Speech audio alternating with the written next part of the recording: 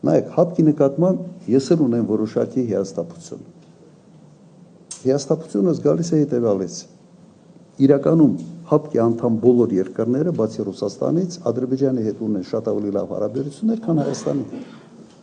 Սա արդեն խնդիր է մեզ համար։ Ինչ ենք արել մենք, որ մեր հարաբերությունները չփչացնենք հապկի հետ։ Հակառակը, արել ենք ամեն ինչ, որ այս պատկերը ստեղծվի։ Մենք պետք է հապկին դիտենք հետևյալ կերպ։ Հապկը ինքը իրենով առանց Ռուսաստանի ինչ է իրենից ներկայացնում։ Ոչինչ։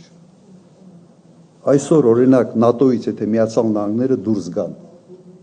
ՆԱՏՕ-ի տակ ինչ է մնալու։ 80%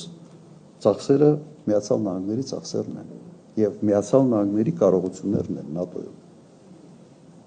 Հապկին նայենք որպես Ռուսաստանակենտրոն մի կառույց եւ մենք գործ ունենք Ռուսաստանի հետ։ Մոռաց Լուկաշենկոին, մոռաց թե ինչ որ